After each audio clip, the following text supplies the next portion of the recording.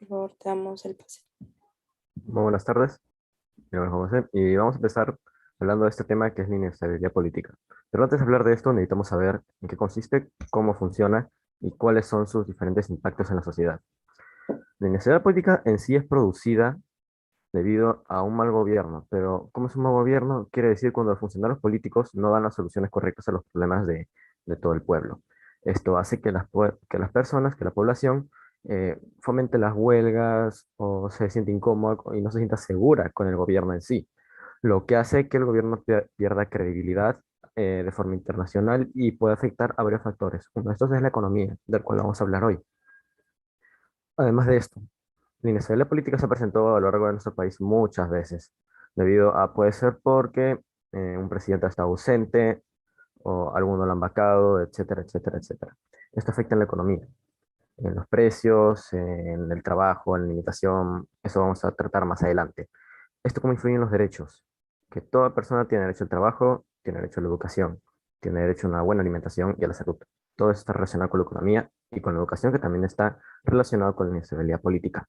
A lo largo de esta conversación vamos a explicar y vamos a conversar sobre la historia, sobre la inestabilidad política en sí, cómo afecta en la economía y varios temas con los que podamos correlacionar esto. Bueno, continuamos. En efecto, como dijo mi compañero Juan José, la inestabilidad política se ve relacionada en muchos aspectos, también relacionados con la educación. En uno de ellos, la educación económica o la educación financiera. Es uno de los temas más importantes debido a que en el país y en muchos países de Latinoamérica principalmente no se toma la debida importancia a este tema, ya que en síntesis, la educación financiera es la forma en la cual se debe de administrar los bienes tanto de una persona como de un país. Por ende, yo creo que si este tema se abordase más y la educación financiera llegase a todos, tendríamos un mejor manejo de la capital y con ello se podría generar una mayor fluctuación de trabajo y todos podríamos tener un creciente nivel de vida, debido a que sin la educación financiera se ha evidenciado que en estos años de 2010 hasta, 2000, hasta la actualidad 2012, el índice de poblaciones que es considerada clase media ha ido disminuyendo o se ha ido estancando, o sea, hace que no está creciendo y la clase media está poco a poco siendo menos relevante, creciendo o más a la gente rica o a las clases que proletariado. Esto es una situación alarmante ya que las personas no tienen una capacidad para poder seguir subiendo y seguir mejorando sus condiciones de vida. Así que esto afecta a la política también, ya que cuando las personas no pueden superarse y tienen diversas dificultades económicas, se ven en la necesidad de poder, digamos, recurrir en las políticas a gente populista, la cual da ideas o soluciones simples a problemas muy complejos. Esto afecta demasiado ya que genera inestabilidad social y política en varios rubros debido a las malas administraciones que puede llegar a darse.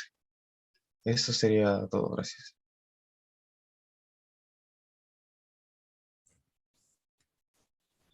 Bueno, como sabemos, la situación política de un país es muy importante, ya que determina el crecimiento de este. Por ende, un país inestable políticamente aumenta su riesgo y aleja las inversiones, lo que genera un menor crecimiento. Uno de los principales perjudicados de esto es la economía, ya que se empezará con el alza de precios y cosas más perjudiciales. Esto es justamente lo que está pasando en nuestro país, ya que el dólar está aproximadamente por los 4 soles. Esta fuerte subida del dólar ya está evidenciada desde el mes de abril, por lo que el alza de precios de productos básicos ya se estaba sintiendo en los mercados mayoristas y minoristas. Solo en el mes de julio, el INEI estima que los precios al consumidor subieron más del 1%, lo que genera una inflación la que creció al 3,43% a nivel nacional. Por ende, también es perjudicial para las empresas, y que los economistas Ari Eisen y José Veiga señalan que los puntos específicos afectados por la inestabilidad política son la productividad, acumulación de capital y crecimiento de capital humano. Por lo tanto, existirán menos índices de crecimiento económico. Esto sin duda es algo muy perjudicial para el país, ya que si seguimos así a la larga podríamos tener una gran inflación, lo que genera que distintas personas tomen distintas decisiones para poder seguir adelante con su vida. Decisiones como abandonar nuestros hogares en busca de una vida nueva o mismamente abandonar el país.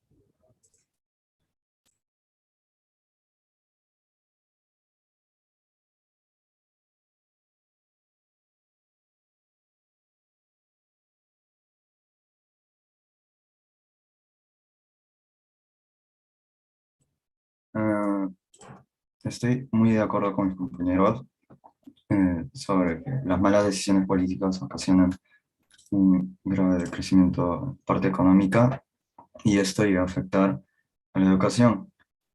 Si bien sabemos que este sector es muy fundamental para el incremento de la productividad, ya que este sector educativo hace que si son superiores y son muy buenos, hace que pueda incrementar la economía, aumentando el capital humano, consumo y la inversión. Según el Foro Mundial, eh, el Perú está en el puesto 27 en calidad del sistema educativo.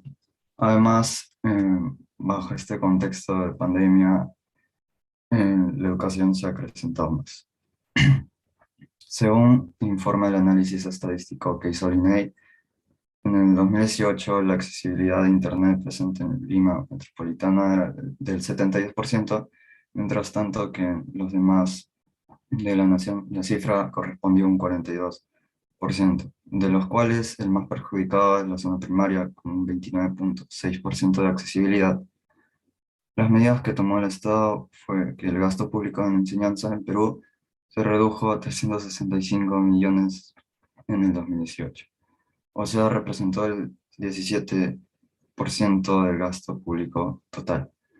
Las medidas que se presentan son muy desproporcionadas frente a la crítica situación. Es necesaria una inversión mucho más grande en relación al déficit en el desarrollo del año estudiantil. El director ejecutivo de Presenta Perú, Álvaro Hensler, dice que se tiene que volver a prestigiar la carrera de profesor con superiores salarios para minimizar la brecha de la infraestructura, generando un ambiente propicio para la enseñanza y darles un mejor futuro a los estudiantes.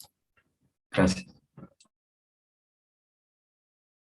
La verdad, estoy totalmente de acuerdo contigo, Ernesto. La educación es un papel fundamental al momento de criar nuevos líderes.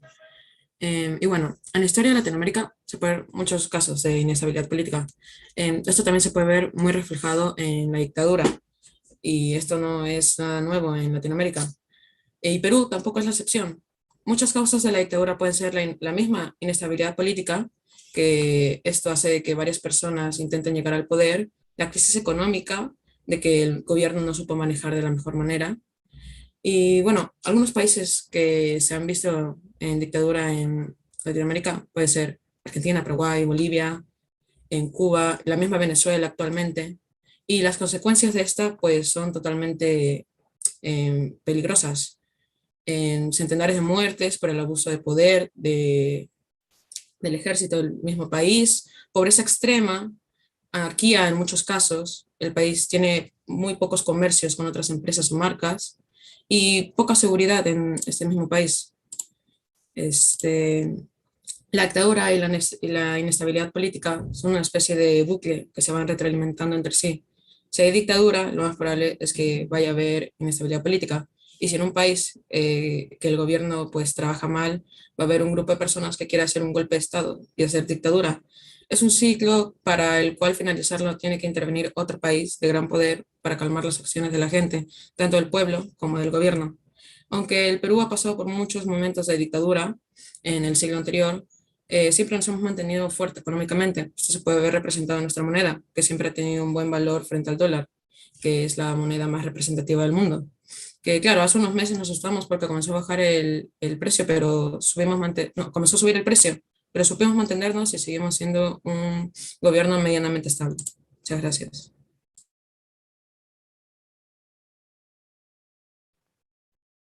Bien, el Estado tiene diversas instituciones que se encargan de regular la economía peruana. Por ejemplo, el gobierno, que genera deuda pública y la regula por medio de la compraventa de bienes y servicios. el Banco Central de la Reserva, que regula las fluctuaciones y crédito a corto plazo y tiene el control parcial de las tasas de intereses de bancos nacionales y extranjeros. Y los bancos, que son importantes porque muchas personas piden préstamos prometiendo pagar la deuda con intereses y el banco crea crédito, haciendo que muchos más quieran sacar dinero siempre cuando las tasas de intereses sean bajas. Sobre la inestabilidad política en el país, tenemos como principal punto de inflexión la renuncia del electo presidente Pedro Pablo Kuczynski, la cual se realizó debido a los constantes acusos de corrupción que tenía su gobierno, aparte de un intento de vacancia impulsado por Fuerza Popular, que en ese momento tenía mayoría legislativa. Luego de esto, luego de la renuncia de PFK, Martín Vizcarra acude al Congreso, un Congreso obstruccionista en ese tiempo, para querer modificar cómo se eligen los miembros del Tribunal Constitucional. Sin embargo, debido a la negativa fáctica del voto de confianza para poder cambiar esto, Vizcarra decide cerrar el Congreso, provocando una mediana crisis, calificada por algunos sectores institucional, debido a que solo había un presidente y un cierto grupo permanente en el Congreso. Luego, posteriormente, con un nuevo Congreso, Martín Vizcarra es vacado a tan solo 6 meses de cumplir su mandato, debido también a fuertes cuestionabilidades sobre la corrupción. Esto ha llevado a que en los últimos 4 años Perú haya tenido 3 presidentes y que en los últimos 6 mandatarios se hayan visto envueltos en casos de corrupción.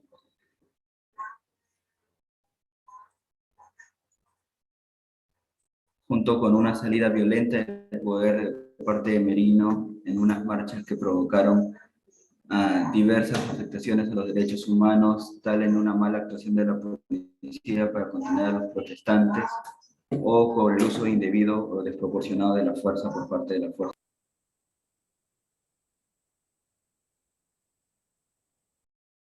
Bueno, ante la ausencia de mi compañero Rodrigo, voy a tomar su tema, eh, el cual se trata más que todo de de las situaciones de corrupción actuales o más relevantes en el Perú. Así que mi compañero iba a tomar el tema de Odebrecht, lo cual todos sabemos que es una empresa la cual ganó licitaciones para obras públicas por medio de sobornos a funcionarios de alto nivel, tanto a nivel nacional como internacional. Y por esto mismo queremos saber de qué manera afecta al Perú y su manera de generar ingresos. Y es muy sencillo, la verdad. Al tener escándalos de semejante magnitud, el Perú es visto por inversionistas extranjeros como muy volátil e inseguro debido a las coimas y sobornos que se deben dar al Estado para poder laborar en el país y obtener un índice de retorno rentable. Otros escándalos más sonados sería la intervención de los funcionarios de alto poder en el caso Lavajato o lavado de autos. En sí, este caso ha implicado desde los inicios del milenio, perdón, y se ha ido arrastrando hasta la ciudad con ya más de 4 expresidentes acusados e investigados por corrupción, lavado de dinero, malversaciones, sobornos, entre otras cosas.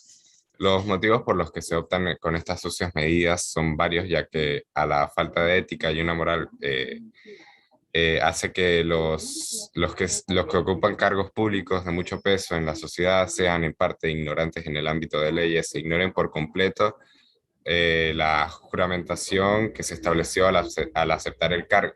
En fin, solo puedo decir que estas personas han obtenido la presidencia no por los demás, sino porque solo, perdón, sino solo para beneficiarse. Entre los que apoyaron y sus personas de confianza se han elaborado obras públicas, es para poder justificar su mando y poder decir sí robé, pero también hice obras.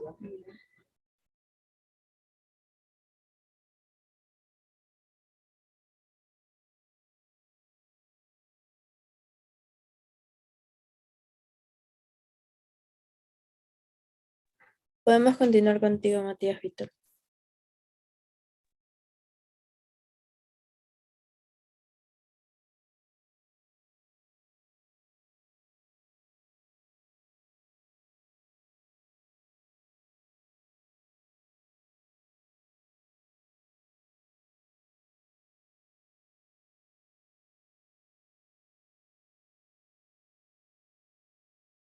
¿Podemos continuar con otro participante de ese equipo o pasar al otro Eh, equipo?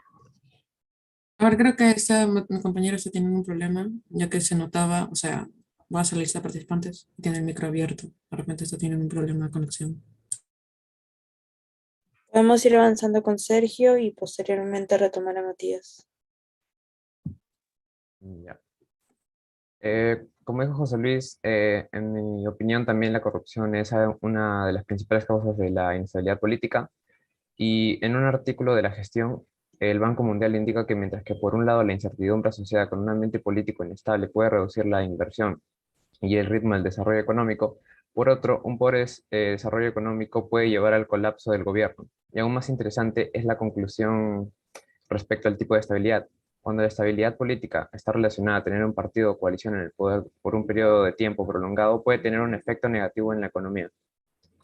Esto afecta principalmente a los consumidores, que serían todas las familias, ya que deben gastar más sin cubrir sus necesidades básicas. Esto se debe a una alta sostenida de los precios que genera la inflación. También afecta a las empresas, ya que en los periodos de incertidumbre política, en general, cuando son positivos para los negocios, entre otros problemas, hacen que las empresas se protejan a sí mismas, reduciendo la mano de obra, o que los inversores sean reticentes a apostar por el país. Y como ya hemos estado hablando durante esta primera ronda, la inestabilidad política ralentiza el crecimiento general de una nación. Gracias.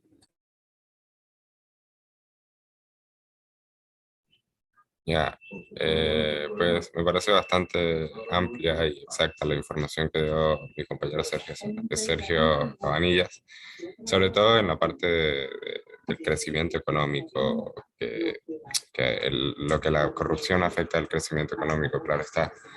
Eh, es obvio que esto podría generar desventajas o no beneficiar a lo que viene a ser el PBI nacional. Para poner un ejemplo, el contralor Edgar Alarcón reveló que las irregularidades en la ejecución de obras públicas entre 1998 y 2015 habrían causado perjuicios por 283 millones de dólares, nada más y nada menos, lo cual es una cifra bastante significativa, claro está.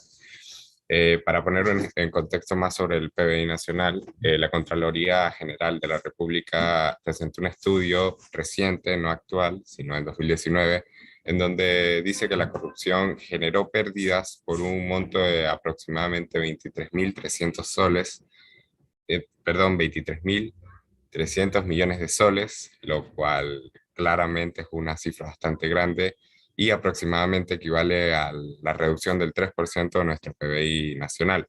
Y estas son cifras nada más directas. Si contamos las indirectas provocadas por la falta de confianza en las instituciones públicas, es obvio que las cifras serían aún mayores. Yendo un poco más a cómo afecta la corrupción al Estado en sí, pues lo afecta teniendo en cuenta que la población no tendrá la misma confianza con ellos, pues afecta su reputación de manera directa. Pues, para poner un ejemplo sobre el caso Odebrecht, que ya hemos hablado de esto en esta mesa redonda, eh, se vieron involucrados 4 expresidentes, 4 exgobernadores, no, perdón, 2 exalcaldes y muchos otros políticos, lo cual hace que la población tenga más desconfianza sobre estos mismos, sobre las personas que se supone que nos tienen que proteger. Y bueno, ya eso es todo por mi parte.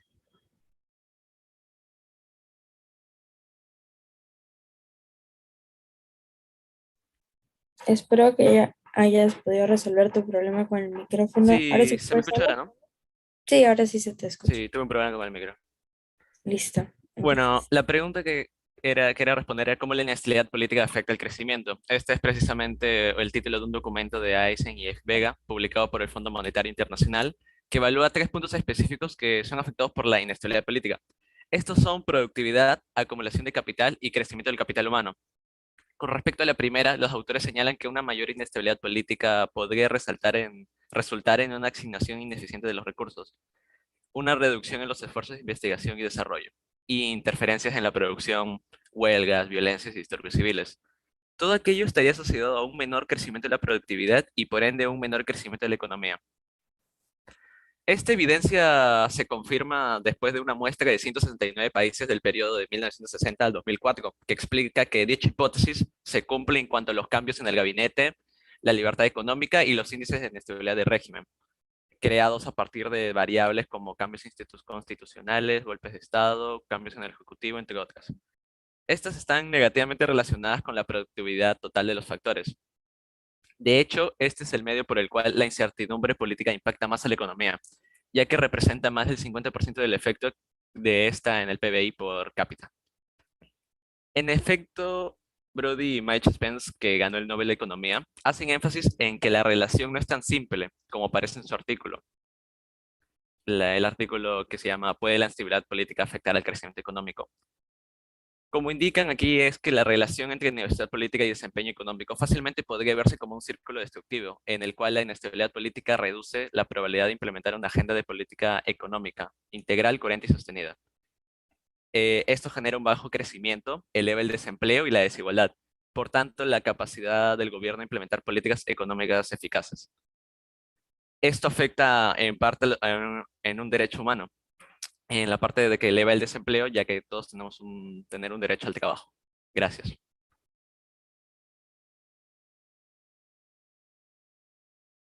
Bueno, con esto culminamos la primera ronda y a continuación vamos por la segunda, recordando que tiene el tiempo igual 2 minutos para cada participante. Empezamos Ok, conmigo. con... Ok, sí. Ok. La corrupción es un campo muy importante en la economía de un país. Esto hace que el pueblo no confíe en sus líderes y si un líder se ve frágil frente a su pueblo, pues se verá el resto de países como un país que no está del todo determinado.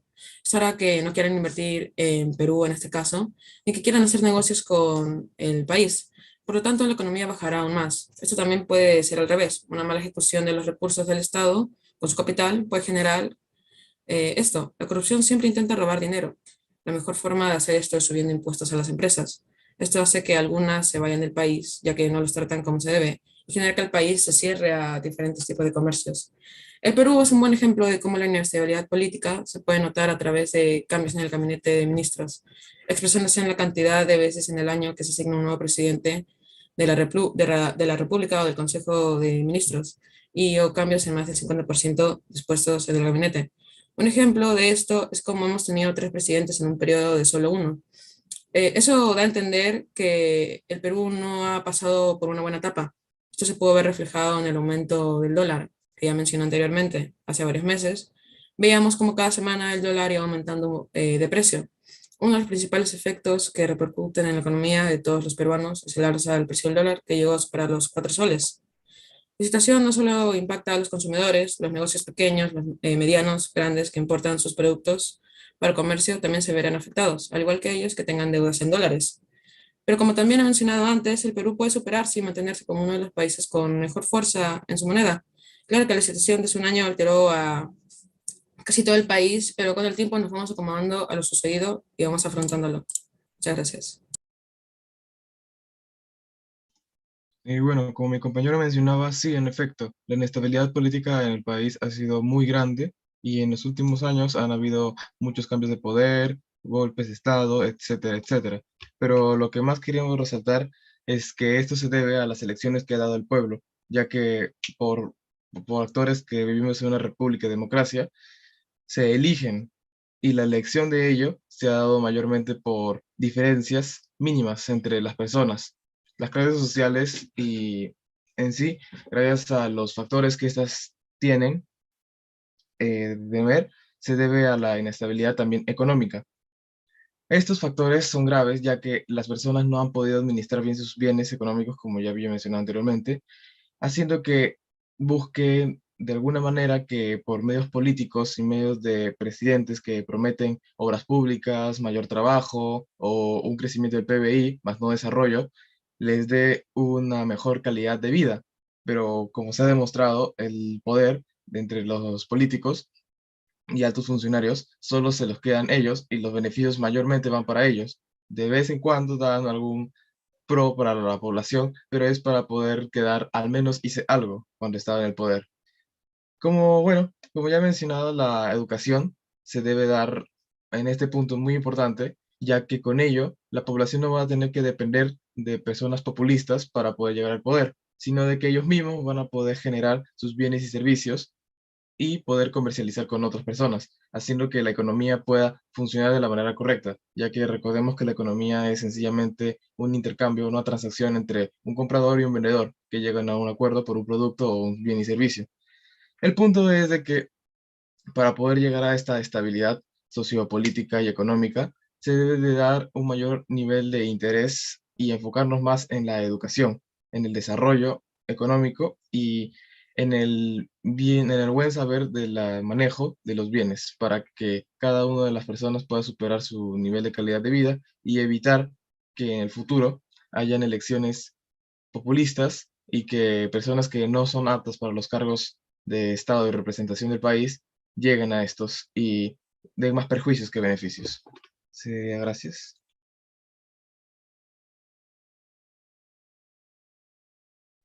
No, Juan José, vamos contigo. Bueno, sí, para este minuto extra de información que se puede tomar en la mesa de diálogo, lo voy a usar para recalcar algo que hizo Fabricio y que me llamó mucho la atención, que era lo que es además de la aptitud que se necesita para el gobierno, se necesita actitud, o sea, querer, tener ganas, tener amor por tu país para poder hacer todas las actividades que prometes en sí, como ha dado cuenta a lo largo de los años, lo que más causa las huelgas de las personas en las zonas rurales o comerciantes es que los funcionarios políticos no cumplen con sus promesas, no cumplen con lo que dicen, hacen cualquier tipo de cosa menos lo que dicen. Y eso es lo que hace que haya una mayor inestabilidad política porque las personas se alteran y piensan que ya su gobierno está totalmente corrupto, cuando probablemente el funcionario simplemente se olvidó, etcétera. Y es porque no le dan las suficientes ganas que son necesarias. Y para eso necesitamos fomentar más educación para que los jóvenes que tal vez tengan un futuro político o que quieran ser políticos de grandes tengan más interés por su país para poder cumplir todas estas cosas que los funcionarios políticos de ahora no cumplen.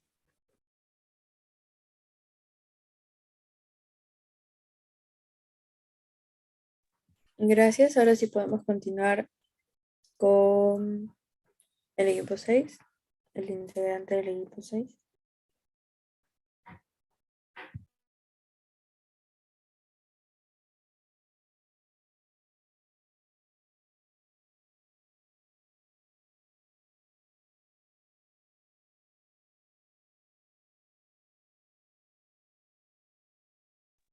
Chicos, disculpen, ¿quién sigue en el equipo 6? Porque el orden se movió, entonces, ¿me podrían ayudar con eso, por favor? Ya. Ah, ahora hablando sobre cómo la inestabilidad política afecta principalmente a la economía de nuestro país. Tenemos principalmente el temor de las inversiones privadas, un cambio en las reglas de juego a medio camino. Por ejemplo, si se ha decidido invertir una gran cantidad de dinero en, por ejemplo, carreteras con ciertas condiciones sobre las utilidades y de la nada hay un golpe de Estado o hay protestas o se cambia las reglas de juego, puede salir perdiendo. Por eso es que muchas empresas tienden a evitar invertir en momentos de incertidumbre, los cuales son principalmente generados por elecciones, inestabilidad política, procesos de vacancia, etc. Por eso es que cuando se fue Merino pudimos ver una alza en la cotización del dólar debido a que nuestra moneda estaba perdiendo credibilidad. Además, esto afecta no solo a los empresarios y a la gente que va a hacer tratos con el Estado o tratos privados, sino que también afecta incluso a la gente de a pie, debido a que el dólar puede subir, el combustible puede subir y con la subida del combustible se puede avecinar una subida de todos los productos básicos que se traen a Lima, ya sea por barco, en camión, en bus, y con el dólar lo mismo, ¿no? Principalmente es la incertidumbre lo que llega a causar las crisis económicas debido a la inestabilidad.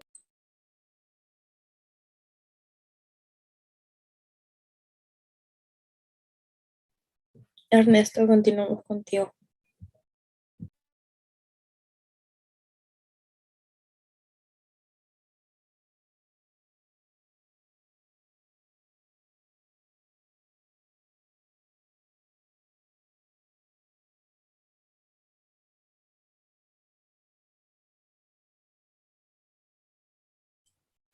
Ah, Bueno, siguiendo con la más información que han dicho eh, sobre la política y el crecimiento que está relacionado al crecimiento de la economía, se llega a un análisis que concluye que la inestabilidad política va a perjudicar la acumulación del capital físico e incremento del capital humano.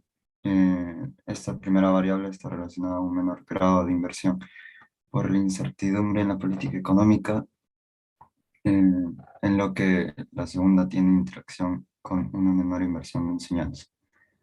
Otros especialistas además han descrito la correlación negativa entre la inestabilidad política y el manejo económico. En la misma línea, un artículo del Banco Mundial sugiere que, mientras tanto, que por un lado la incertidumbre vinculada con un ambiente político desequilibrado puede minimizar la inversión y el ritmo del desarrollo económico. Por otro, un pobre manejo económico puede llevar al colapso gubernamental, como lo podemos ver en muchos casos. Gracias.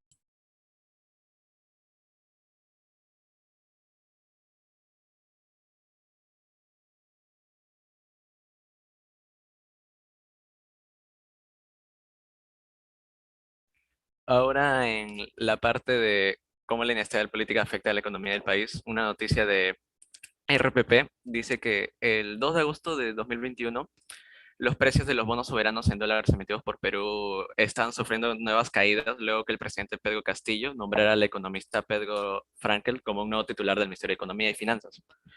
Pese a que los mercados vieron a Frankel como un papel moderador desde la segunda vuelta presidencial, su designación a la cartera del EMF no disminuyó la persistente incertidumbre sobre la agenda política y económica del gobierno. Como se recuerda, unas semanas antes a eso, los precios de los bonos peruanos cayeron drásticamente y el sol peruano se depreció a mínimos históricos luego de que Castillo nombrara al primer ministro a Guillo Bellido, que estaba acusado de apología al terrorismo, lo que redujo las expectativas de inversionistas en una gestión moderada. Y bueno, en otra noticia, eh, dicen que una inestabilidad política perjudicaría a la economía del Perú en su totalidad este 2022, ya que dadas las revisiones a la baja de la inversión privada, en una nota luego del que el presidente Pedro Castillo publicara su gabinete más reciente, las acciones del ministro de Hacienda, Oscar Graham, estaban condicionadas por el margen de la maniobra que le dio Castillo y su capacidad para coordinar políticas con los ministros. El problema es que la firma agregó que el nuevo gabinete no logró cerrar la brecha entre la administración de Castillo y otros partidos políticos, y asimismo indicó que el nuevo gabinete deja de lado a la izquierda moderada a favor de figuras del ámbito político y técnico del Partido Perú Libre. Gracias. Vamos a continuar contigo, Tania.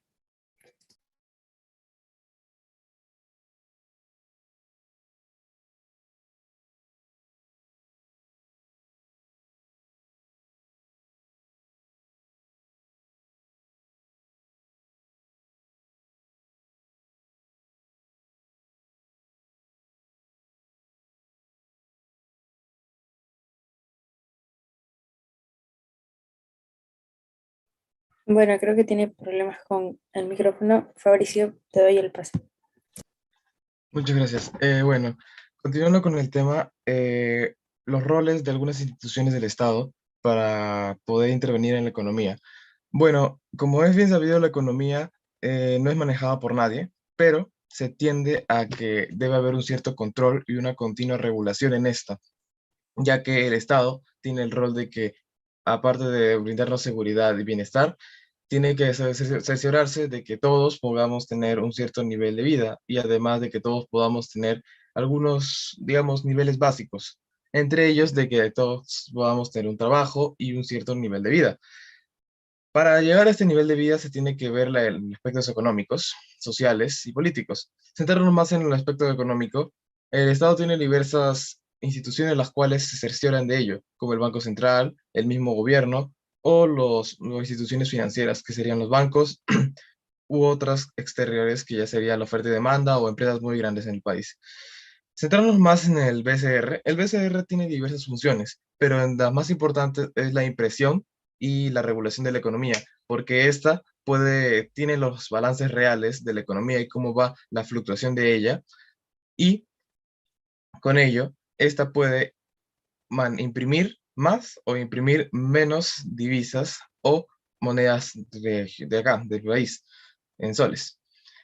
Otro punto importante sería de que el mismo BCR tiene el rol de poder comprar acciones financieras, las cuales son denominadas por partes de empresas o comprar dividendos de algunas empresas, sean grandes o pequeñas.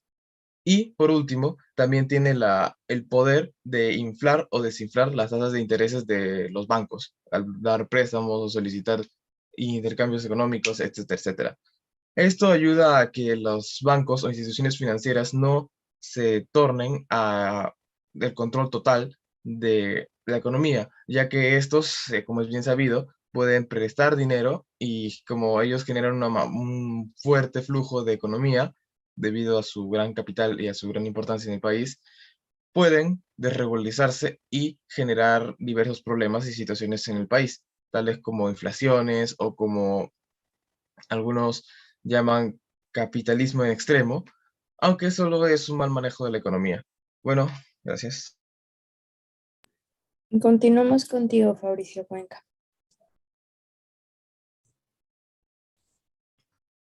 Bueno, ahora me toca hablar a mí sobre un país que estuvo muy mal políticamente, pero ahora se ha sabido cómo recuperar. Hay casos de estabilidad política en el mundo, países que supieron cómo afrontar la inestabilidad política y poder salir adelante como país. Un ejemplo de esto es Bangladesh, un país del sur de Asia no muy conocido mundialmente. Este país contaba con mucha inestabilidad política, corrupción, desastres naturales, hambruna y pobreza. Este país del sur del Asia ha estado catalogado por la ONU desde hace décadas como el país menos desarrollado del mundo, en términos de su población y tamaño económico. Sin embargo, gracias al boom económico, combinado con mejoras en la educación, mejoras en la economía, mejoras en la salud pública y un mejor índice de vulnerabilidad, se proyecta que el país se librará de la onerosa etiqueta de país menos desarrollado del mundo en el 2024, según el Comité de Políticas de Desarrollo de Naciones Unidas. Bangladesh registra ahora un índice de crecimiento que ronda el 8%, por encima del promedio asiático y muy superior a su hermano vecino India. Añadiendo que su ingreso por cápita también aumentó y la cantidad de empleados que vivían por debajo del umbral cayó del 73,5% al 10,4% en tan solo 8 años, lo que sucedió de 2010 a 2018. Entonces, sabemos que si un país que fue llamado el país menos desarrollado del mundo supo cómo salir adelante y poder sobrepasar a países vecinos, ¿por qué nuestro país no puede ser como Bangladesh y poder salir adelante también? Bangladesh es una inspiración para el resto de países del mundo, ya sea que la están pasando muy mal económicamente o por otras razones, ya que pueden seguir los pasos de Bangladesh y hacer lo mismo. Gracias. Ya, pues, buen ejemplo el que dio el participante Fabricio Cuenca. Y sí, Bangladesh es un ejemplo de superación y ya sea por lo mal desarrollado que esté, por la corrupción o por la dictadura, pudo superarse y ser un país más desarrollado en varios aspectos, en lo económico, en lo tecnológico, etcétera. Pues es una buena historia de superación para países que todavía están en la parte de corrupción o de dictadura, países como China, Cuba, Vietnam o Eritrea. Y no sé qué más añadir. Esto seguramente pasa por la corrupción más que todo, creo, que una causa bastante significativa, ya que estos actos generan desconfianza en inversores y empresas extranjeras. Además, por su mal desarrollo, pues no es como que pudieran tener muchos contactos y además de generar un aire de poca credibilidad ante las decisiones del Estado en la economía y licitaciones públicas. Creo que eso es todo. Ok, muchas gracias, José Luis. Bueno, creo que terminamos con Sergio. Sergio, terminamos con tu participación. Ya. Me parece interesante lo que dijo José Luis sobre la corrupción, como también lo vimos en la primera ronda. Y yo hablaré un poco sobre los gabinetes de Pedro Castillo, pero primero diré que la inestabilidad política y la incertidumbre sobre posibles cambios en, en las reglas de manejo de macroeconómicos son los principales riesgos que enfrentaría la economía peruana. El malestar político persiste en Perú, ya que podría afectar la actividad económica este año gravemente, dadas las revisiones a la baja de la inversión privada, dijo Larraín Vial en una nota luego de que el presidente Castillo publicara en uno de sus gabinetes. Como dijo mi compañero Matías en una de las acciones del ministro de la Hacienda, Oscar Graham, esta información fue brindada desde un informe de Larraín Vial. Y Larraín Vial prevé un camino tortuoso hacia un voto de confianza del Congreso y estima que la política se mantendrá en un futuro previsible. También agregó que la administración de Castillo tiene poco margen para impulsar medidas disruptivas y que espera que el Congreso siga siendo un contrapeso significativo. Gracias. Bueno, ahora sí, con esta participación cerramos la segunda ronda y de por sí ya el diálogo, la mesa de diálogo. Vamos contigo, Juan José. Bueno, sí. Después de haber escuchado todo lo que han dicho mis compañeros, he llegado a varias conclusiones también. Puedo intuir que la economía y la política están fuertemente ligadas por todo tipo de aspectos, lo que es la visión extranjera, lo que son las ganas de las personas, las ganas de los políticos, que es lo que produce todo esto de la inestabilidad política, lo grave que es y los papeles que fundamentan y cómo influye en el crecimiento de un país. También eso está relacionado con los derechos humanos. Las personas son más respetuosas de sus derechos cuando el país es más desarrollado. Bueno, esto también lo he visto en otra fuente, que es el Diario de la República, que creo que varios de mis compañeros también ya lo han puesto, sobre la empresa de asesoría financiera estadounidense Bloomberg, que creo que también lo han mencionado, no estoy muy seguro. Y está dicho que el Perú está pasando por otra crisis política más, de muchas, con el presidente Pedro Castillo, y que eso hace que los inversionistas extranjeros se asusten o se espanten y dejen de meter plata al país, por así decirlo. Esto es alarmante, pero solucionable con el correcto proceso político.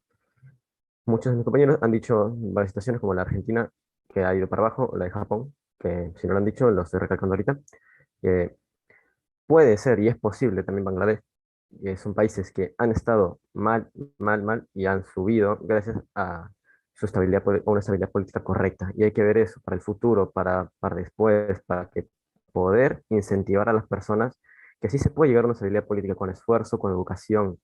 Y si le ponemos ganas de verdad en nuestro país, podremos llegar a tal ansiedad de estabilidad política y poder avanzar como nación y dejar de ser un país en el que todo el mundo dice que Perú es un país inestablemente político eterno. Eso es lo que han dicho varios profesionales, varias personas que han visto a nuestra propia nación. Y eso hay que cambiar urgentemente para poder así salir más adelante como país y que los niños de ahora sean profesionales, correctos profesionales y que nuestro país ya deje de ser, como por así decirlo, un país tercermundista. Obviamente somos tercermundistas para siempre por nuestra ubicación geográfica, pero hablo en el sentido de avance tecnológico, en los derechos y en todo aspecto podemos mejorar y hay que aprovechar esas oportunidades que tenemos. Muchas gracias. Muchas gracias, Juan José, y muchas gracias a todos los que participaron en esta mesa de diálogo. Estoy de acuerdo con muchos en sí, con las diferentes opiniones y puntos de vista que han dado. Y pues nada, muchas gracias. Y profesor Walter, vamos con usted.